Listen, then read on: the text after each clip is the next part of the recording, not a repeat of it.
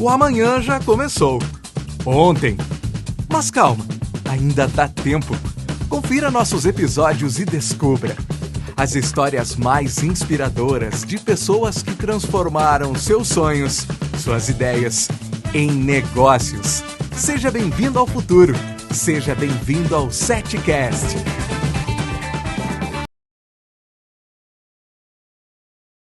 Começando agora o 4º episódio do SETcast.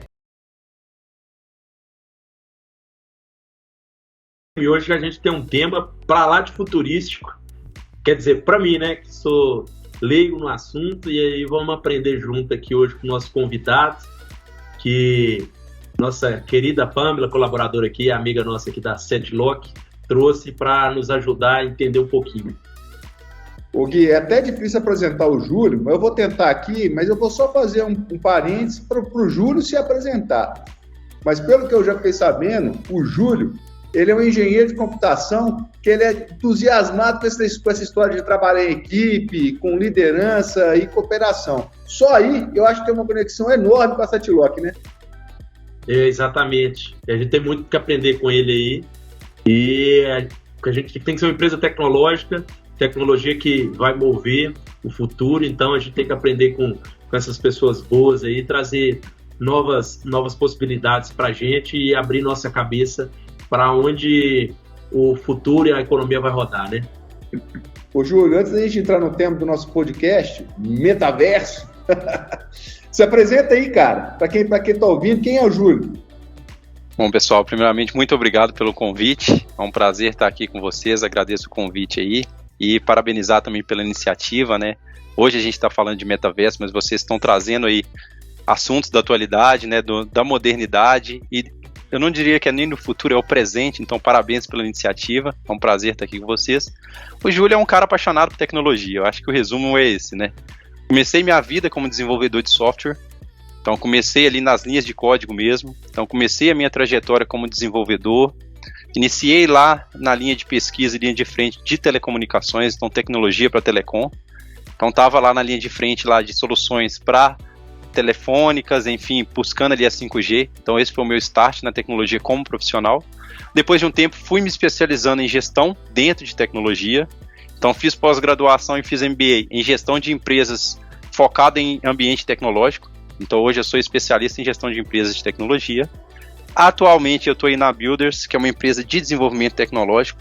Então temos aí desenvolvimento de aplicações, aplicativos, trabalhando com inteligência artificial, estamos inserindo em Web 3.0, NFT, metaverso. Então assim, resumidamente, sou um cara apaixonado por tecnologia, que comecei como desenvolvedor e hoje estou na gestão de tecnologia aí, mas sempre focando aí, olhando para o futuro, porque eu acho que o caminho é aí, né? Então, muito prazer estar aqui com vocês. Ô, Júlio, obrigado. Aqui, eu já dando um spoiler para quem está ouvindo aí, ô Gui, mês que vem sai a nossa 3ª edição da revista da SETlock, né? Exato. Tá no forno, tá para sair. E lá, cara, tem uma matéria sobre metaverso. E aí, metaverso?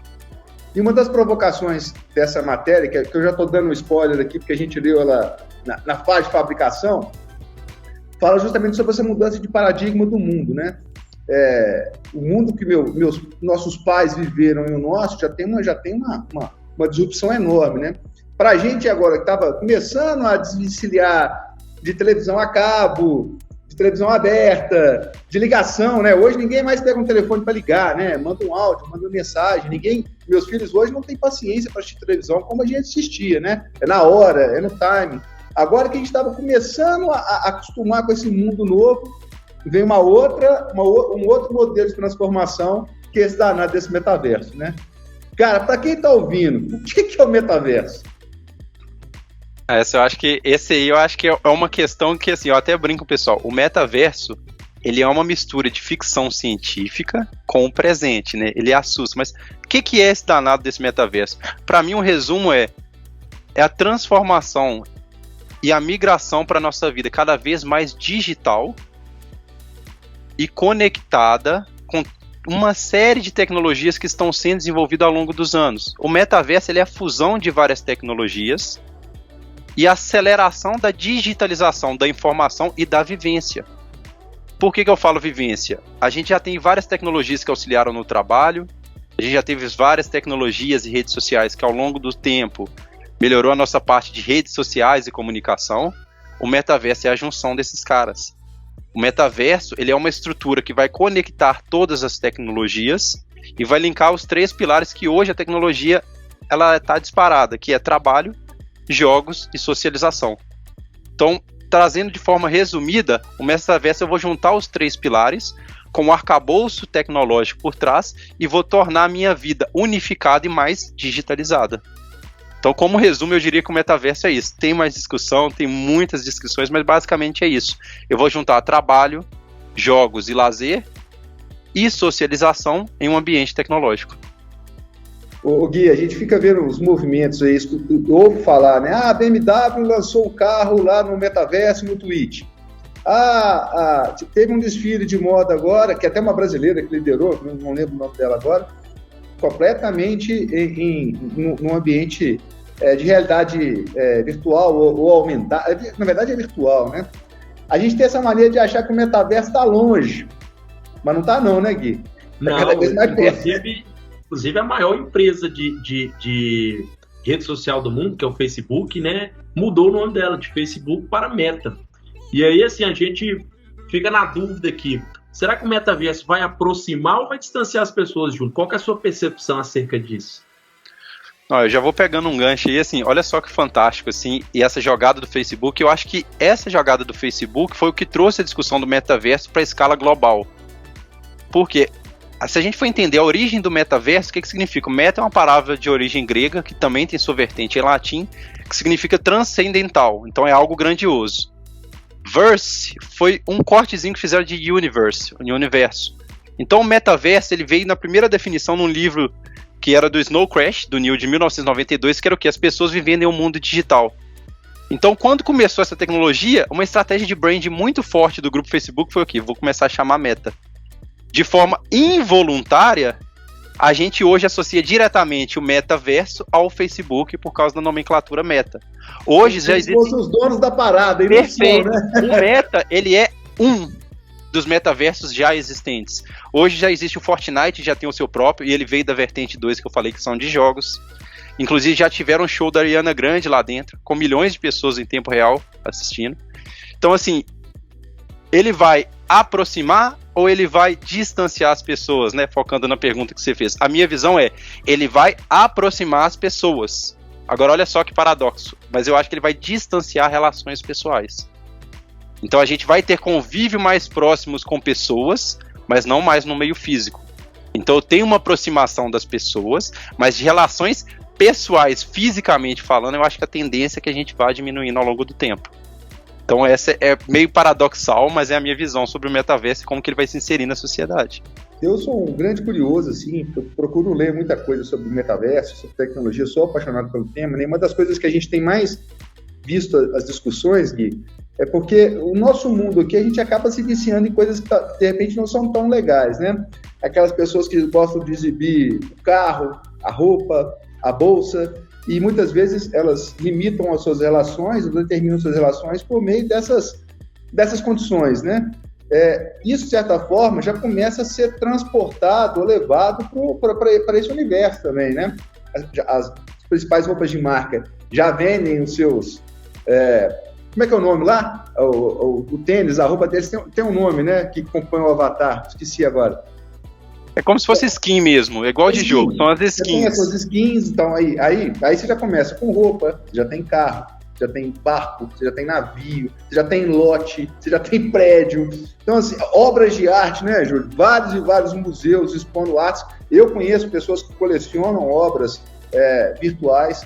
Então, é isso que o Júlio está falando. A gente vive um paradoxo para entender como é que vai ser esse mundo. Será que toda essa complexidade e essa coisa estranha que a gente tem no mundo real, a gente vai transpor e vai levar para lá também? Será que vai ser assim, gente? E assim, até pegando um gancho, se a gente for parar para pensar, assim, a evolução ela tem sido cada vez mais rápida em um período menor de tempo de tecnologias. Então, é difícil até para a gente que é da área acompanhar todas as vertentes.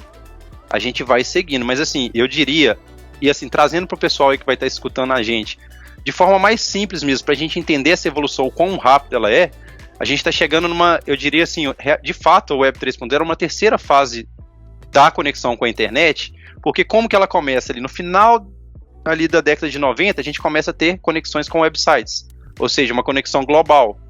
Mas como que era? Como se fosse Wikipedia, só links.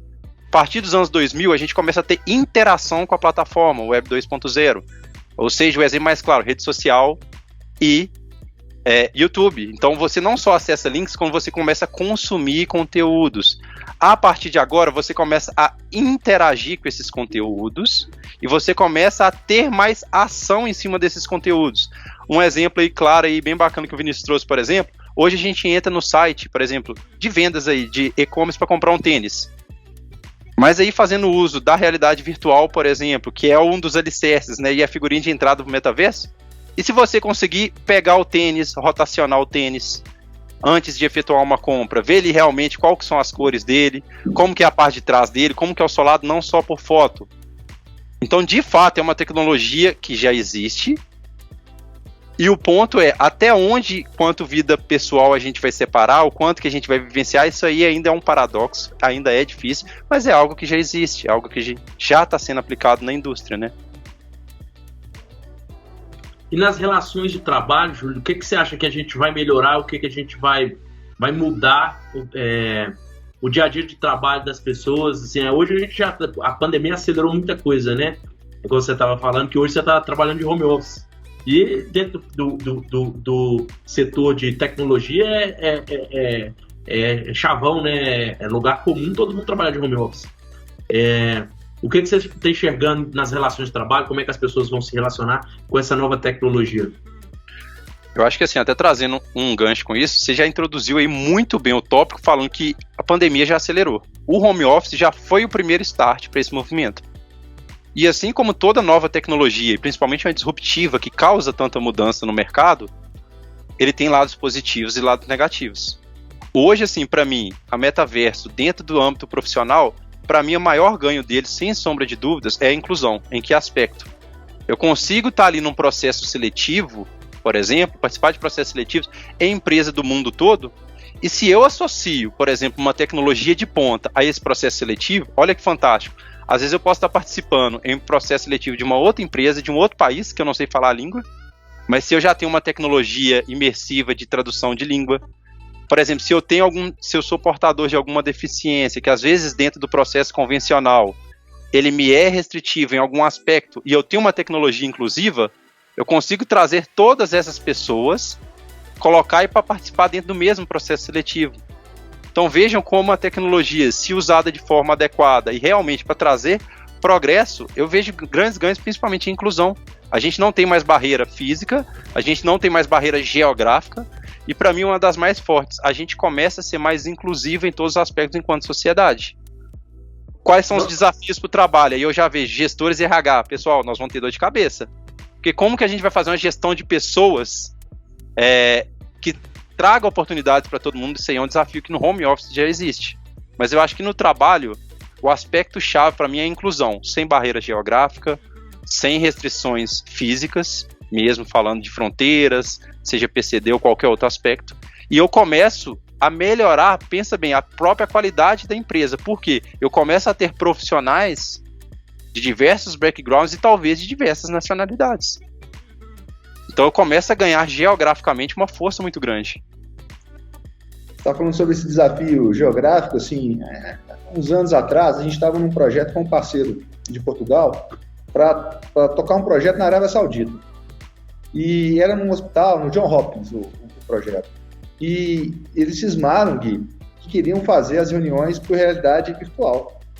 Então, assim, isso há 2, 3 anos atrás, essa experiência ela era muito legal, era muito imersiva, mas ainda nem de perto o que pode ser, por exemplo, com hologramas, né, bicho? Acho que a hora que a gente tiver esses hologramas de fato, já tem, né? Mas na hora que a gente tiver essa experiência de usabilidade, por exemplo, para poder fazer uma reunião, você imagina como essa distância geográfica ou essa dificuldade de interação remota, ela cai por terra, né? A gente chegou a testar algumas vezes, vou dizer que era bem legal, só não era tão legal assim porque o avatar ainda era muito sintetizado, né? Eu tinha um bonequinho que me representava, os outros parceiros tinham os bonequinhos que o representavam. No futuro, a tendência é que não seja assim, sejam mesmo hologramas, né? Ô Gui, antes de começar aqui, a gente estava falando sobre 3 letrinhas aí, um tal de NFT. Você sabe o que é isso? Não, a gente estava conversando aí, batendo a bola, eu só falei com vocês igual... A única coisa que eu sei disso é que o Neymar comprou e que é muito caro, né? Fora isso, vocês vão ter que me explicar aqui agora o que é, que eu acho que isso aí vai ser uma dúvida não só minha, mas de muita gente que vai estar nos escutando. Ô, Ju, dá um help aí. O que é esse danado NFT? Como é que esse trem se relaciona com o metaverso? Perfeito. Então já vamos pegar o gancho e entender o que é NFT, né? O que quer dizer essa sigla que tá todo mundo jogando um caminhão de dinheiro nesse trem de mais diversos tipos. Então vamos primeiro, o que significa NFT? Non-Fungible Token. Aí a gente traduz para português, token não fungível. Para mim não quer dizer nada, porque, gente, o que quer dizer em português fungível? Nem eu sei, né? Tipo assim, a maioria das pessoas, cara, o que quer dizer fungível? Mas basicamente, qual que é o termo de fungível? É uma coisa que se desgasta ou que você pode trocar por uma semelhante de mesmo valor. Então, quando eu tô falando que uma coisa é não fungível, NFT, o que eu quero dizer? Você tem uma coisa única, que ela não vai se degradar, ela não vai perder, e não existe uma outra igual no mundo que tenha o mesmo valor. Então ela é feita dentro de uma tecnologia, as estruturas das NFTs, e aí mais uma sopa de letrinha que a gente vai hoje aqui desmistificar muitas delas. Ele é feito na tecnologia do blockchain, que é basicamente o quê? Tecnologia ali que gera um código único para uma transação ou para um documento, através de um modelo matemático que eles chamam de hash, que é uma tecnologia de gera uma chave única. Então, quando eu estou falando que você adquire um NFT, o que eu estou querendo dizer? Você adquiriu algo único, que está em uma base de dados global, e que até hoje, dentro das tecnologias que a gente tem, ela é impossível de ser copiada ou fraudada. Por quê? A gestão dessas NFTs, ela não está numa máquina específica do Google, do Facebook, ela está rodando toda a cadeia de NFT do mundo. Então, basicamente, quando o Neymar compra aqueles macaquinhos lá NFT, ele está comprando ali um token único, que ninguém no mundo vai ter aquele macaco se ele não quiser vender aquele macaquinho. É único exclusivamente dele. E ninguém dentro do metaverso vai ter um token igual ou do mesmo valor que o dele, porque são chaves únicas dentro de uma cadeia. Então, basicamente, essa tecnologia ela é personificada nessas NFTs que a gente está vendo aí na internet, mas se vocês pararem para pensar, olha só que fantástico, se eu começo a usar, por exemplo, essa tecnologia, já existem algumas obras de artes. Então, basicamente, cada obra de arte tem uma chave única, um valor único que ninguém consegue copiar. A quantidade de fraudes que a gente tem hoje, por exemplo, em venda de imóveis, com laranjas, esse tipo de coisa. Se eu tenho uma tecnologia em que eu gero, por exemplo, ali um blockchain, uma NFT, para uma transação imobiliária, venda de carro, você vai conseguir ter informação exata de quilometragem, quantas vezes aquele carro passou por acidente, sem que ninguém consiga copiar, fraudar ou modificar, porque a blockchain significa o quê? Cadeias de informações que estão conectadas e são impossíveis de ser quebradas. Então, como que isso se conecta com o metaverso? As NFTs têm sido usadas como moedas monetárias dentro desse universo. Então, se criam NFTs para diferentes metaversos, para quê? Para que eu consiga transacionar ali dentro alguma unidade, só que essa unidade é impossível de ser fraudada, copiada, e ela pode ser vendida ou comprada. Então, a analogia que eu sempre faço é assim, pensem assim, a gente que gosta de jogar joguinho, não tem a moedinha do jogo? É basicamente aquilo, só que eu tenho a garantia que aquele meu item é único, ninguém vai ter igual, e que se eu não quiser vender, eu vou passar o resto da vida e só eu vou ter aquilo. Então tem um senso de pertencimento e é por isso que o pessoal coloca. Então assim, mais do que um bonequinho, uma foto, uma chave, é uma tecnologia robusta e que se a gente começar a usar isso para o nosso dia a dia, a nossa sociedade começa a ganhar segurança, estabilidade, garantia. Igual eu falei, se vocês imaginam, por exemplo, uma rede de médicos usando blockchain, NFT, que seja, para dados ali de consultas históricos, ninguém vai conseguir fraudar, a quantidade de laranja que vai diminuir. Então assim, o NFT tem uma série de tecnologia por trás, mas assim, o que ela te garante? Cara, esse bonequinho, esse macaquinho, esse meme, que os memes viraram NFT, né, valiosíssimo dentro do metaverso, esse meme só eu no mundo tenho e vou ter. Ninguém vai ter um igual. Então basicamente é isso. Ô Gui, a NFT e a blockchain, Júlio, eu sou completamente apaixonado pelo conceito da tecnologia. A gente já fez outros podcasts para falar especificamente disso, né? Eu acho que é um dos lados mais interessantes desse universo disruptivo que a gente está vivendo. Bem casado com o metaverso, eu acho que é um cenário muito profícuo para que as coisas de fato aconteçam, né? O que eu costumo falar, né? A gente viveu aqui e glorifica muito essa economia compartilhada que a gente vive hoje, né? O tal do Uber, do Airbnb, mas na verdade você empoderou mais ou menos as pessoas, né? Porque as pessoas continuam tendo um intermediário liderando essa transação, muitas vezes ganhando mais dinheiro de que quem realmente está executando, né? Então, assim, já foi uma evolução essa economia compartilhada, mas a gente está caminhando, se Deus quiser, para um modelo de uma economia descentralizada, onde a blockchain vai ser a base disso. Aí, o Gui vai poder confiar diretamente no Vinícius, o Vinícius vai poder confiar diretamente no Júlio, e as transações vão ocorrer diretamente entre os pares. Você imagina isso potencializado dentro do universo que é completamente digital. Então, assim, eu sou completamente fã da blockchain, do modelo, do conceito. Diferente de outras pessoas que têm medo do metaverso e desse caminhar desse futuro, eu só vejo com bons olhos e com grande receptividade, sabe? Não sei o que você acha, Gui. Não, eu concordo. Eu estava lembrando aqui agora do Júlio, que ele estava conversando com a gente, né? Que um cirurgião alocado numa parte distante do mundo, ele vai conseguir entrar numa sala de cirurgia dentro do metaverso, fazer uma cirurgia por causa do nível de precisão que vai conseguir chegar, né, doutor Júlio? Então, assim, é mais acessibilidade e é mais, mais possibilidades para todas as pessoas do mundo, né? Assim, então, aquele bem que é restrito e está na mão de poucas pessoas para poder executar, a gente vai possibilitar mais. E aqui eu fico pensando aqui na realidade aqui da SETLOC, no dia a dia, né? A gente utiliza nossos veículos muito como ferramenta de trabalhos. A gente aluga para uma empresa que vai fazer uma manutenção de rede de energia elétrica, aluga para uma empresa de mineração. Se a gente conseguisse mapear isso tudo, talvez o veículo já chegaria com mais assertividade, com mais segurança, né? E com muito mais eficiência para o nosso cliente, para as pessoas que de fato estão utilizando o nosso serviço, né?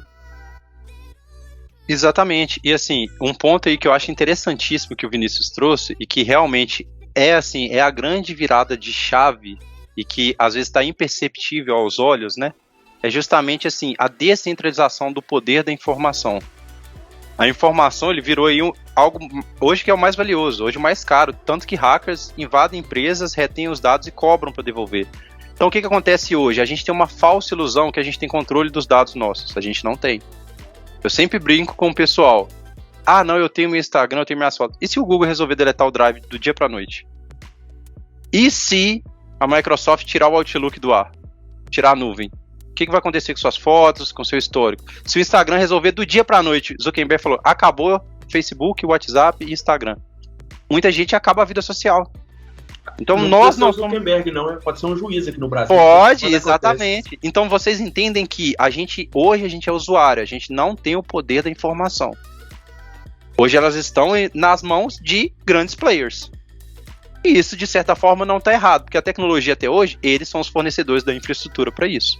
Mas, por exemplo, hoje, grandes empresas, se a cloud resolver parar, não importa qual cloud, acabou a informação da empresa. A gente brinca que o dado é o novo petróleo, né? Exatamente, e é justamente por isso. E essa foi uma virada de chave do que eu tinha comentado lá, brincado, que é um dos pilares do metaverso, da Web 1.0 para 2.0. Então eu começo a ter interação com a tecnologia, mas eu começo a armazenar dados e tomar decisões baseadas em dados. Só que qual que é o grande desafio hoje? Os dados, nós não somos detentores deles. Às vezes esses grandes players sabem mais da gente do que nós mesmos, do que a gente gosta, do que a gente não gosta, atrelado à inteligência artificial. Então essas tecnologias que a gente está falando, atrelado a um metaverso estruturado, bem feito, e com essas tecnologias, por exemplo, de blockchain, a informação passa a ser descentralizada e eu começo a ser dono da informação. E aí tem todo esse processo de confiabilidade via blockchain, tem todo esse processo de transação garantida via uma tecnologia robusta. Então é uma virada de chave realmente, de universo, de metaverso como um todo, mas também da gente começar a ter mais controle dos dados. O grande desafio hoje é uma infraestrutura que permita isso com qualidade, igual a gente estava falando. Você vai confiar hoje, por exemplo, colocar um cirurgião do outro lado do mundo a fazer uma cirurgia na internet que toda hora cai? Vocês já pensaram, pessoal? Ele tá lá fazendo uma cirurgia do coração ou caiu a internet do hospital. E aí?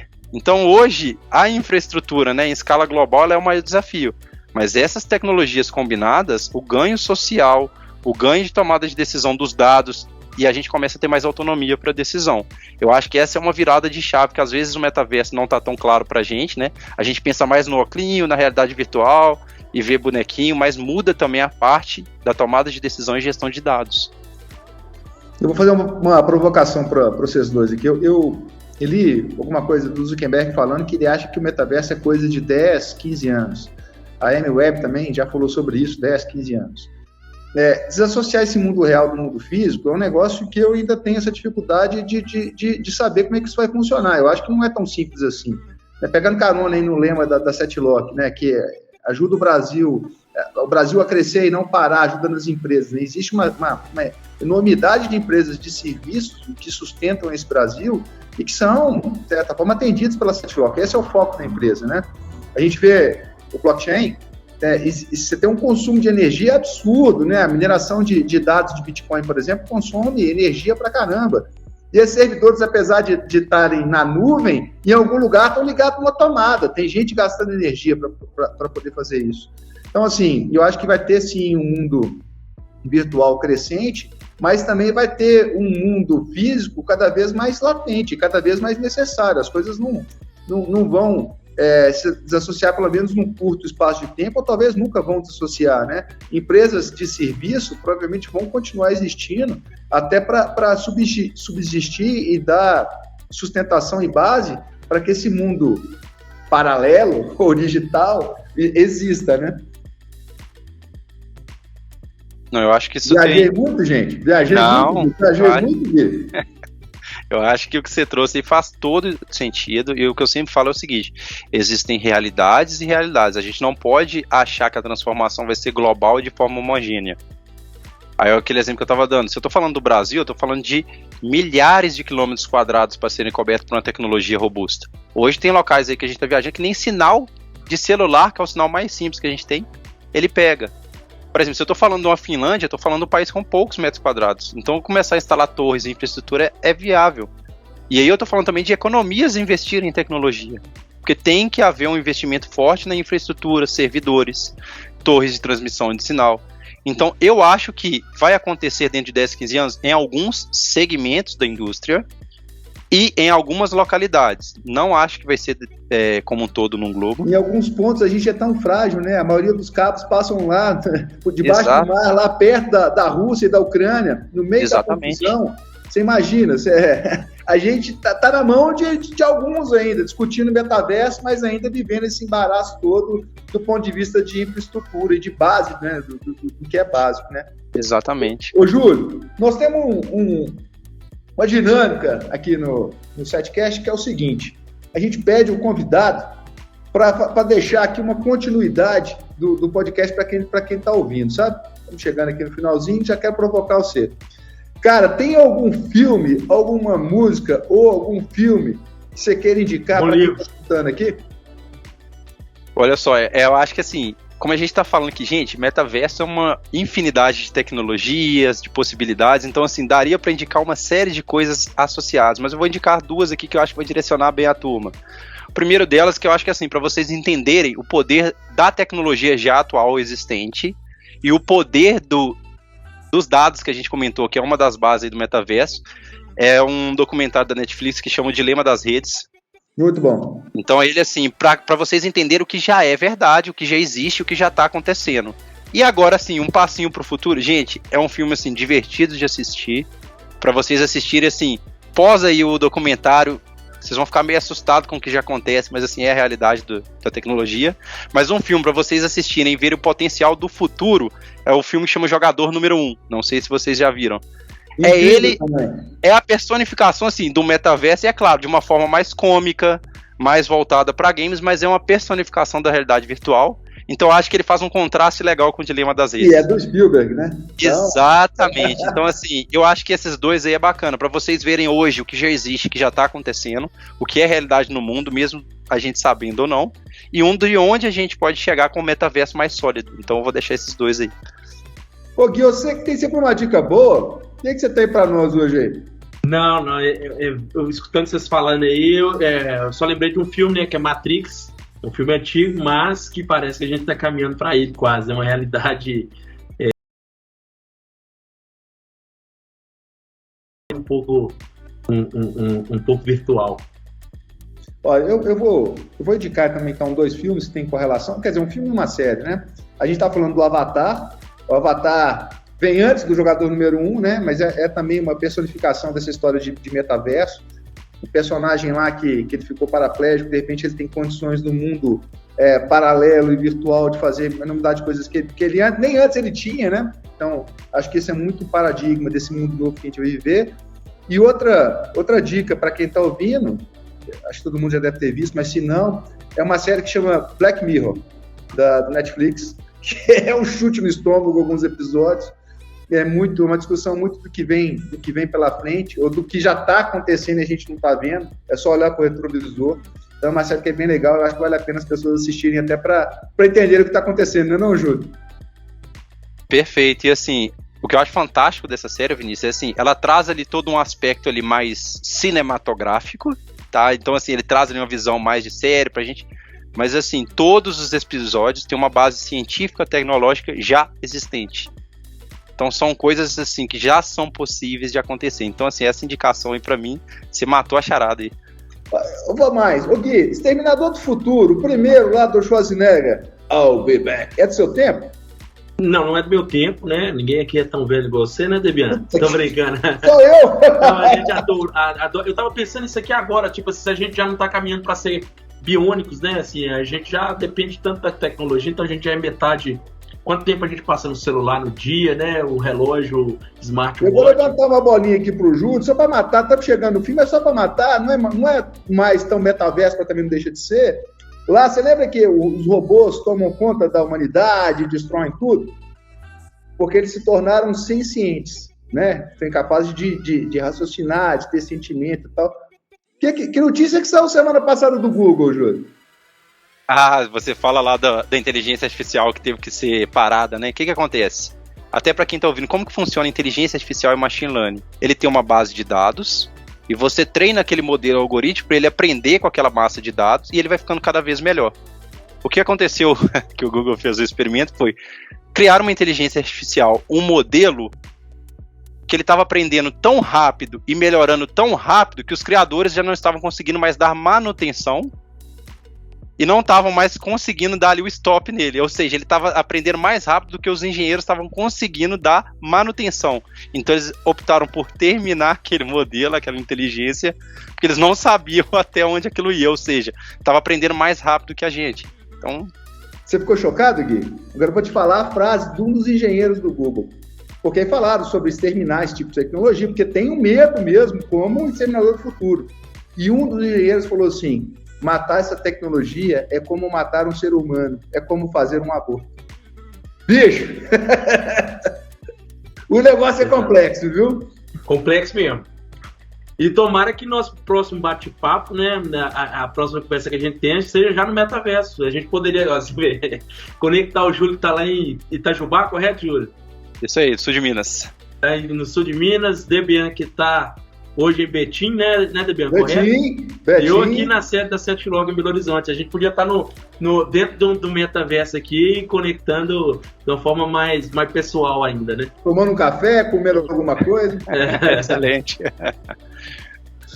Oi, gente, mas é isso, Júlio. Obrigado pela participação, foi um prazer. Eu acho que a gente aprendeu muito aqui, né, Gui? O papo foi bom demais. Se deixasse, a gente ficava aqui falando de mais um monte de coisa, porque isso gera uma curiosidade absurda, né? A gente só vê em filme, né, Gui? Exatamente. Assim, Júlio, muitíssimo obrigado mesmo pela presença. Agradecer a Pâmela que conectou você, trouxe a Pâmela, que é o nosso time aqui de tecnologia da Setlog, trouxe você aqui para dentro para poder nos ensinar um pouco, né? Eu tenho certeza que haverão novas oportunidades para você trazer mais conhecimento e trazer mais conceitos novos e o que está acontecendo nesse mundo aí tão vasto, tecnológico, que para vocês é dia a dia, é fácil, para a gente aqui que está, às vezes, no analógico, a gente não enxerga e agora abriu a cabeça e começar a pensar nas possibilidades do que a gente pode fazer com essas informações. Obrigadão mesmo, viu, Júlio? Te agradecer em nome de todo o time Setlog aí, todo o time 7. Foi muito conhecimento e um prazer enorme estar com você nesse dia de hoje. Eu que agradeço o convite, mais uma vez muito obrigado a todos aí da Setlog pelo convite. Eu acho que a gente conversar sobre essas coisas é o caminho mesmo, desmistificar algumas coisas, né, trazer até um aspecto de segurança para as pessoas e deixar também o canal aberto aí com vocês aí, quem quiser, o time de tecnologia de vocês também, a gente já brincou aí mais cedo, né, que a gente vai começar a conectar, trazer essas pessoas também, se quiserem ter curiosidade de conhecer mais sobre novas tecnologias aí, ficar à vontade, o canal com vocês vai estar sempre aberto, é um prazer estar aqui. E assim, gente, tecnologia e evolução é um assunto que vai estar sempre latente a partir de agora, mas que a gente vai estar sempre trocando figurinha e a gente vai crescendo junto. São essas trocas que fazem a gente aprender. Ô, Júlio, deixa as redes sociais aí, pra turma que tá ouvindo. Então, lá no LinkedIn, lá vocês conseguem me encontrar lá, Júlio César de Oliveira Martins. Tô lá no LinkedIn lá. No Instagram, Julinho OM. Então a gente tá sempre aí trazendo novidades de tecnologia. A gente está sempre falando, às vezes treinamentos também, a gente coloca lá alguns treinamentos gratuitos, a gente vai trazendo, porque eu acho que a tecnologia, ela está aí também para tornar a sociedade mais acessível e deixar todo mundo na mesma página. Então, se precisarem aí, contem comigo que as portas vão estar sempre abertas. Show, bicho. É isso aí, gente. Obrigado, estamos encerrando mais um Setcast e até o próximo episódio. Um abraço e um beijo para todo mundo. Um abraço, obrigado, pessoal. Obrigado, Júlio. Um abraço, pessoal. Muito obrigado. Valeu.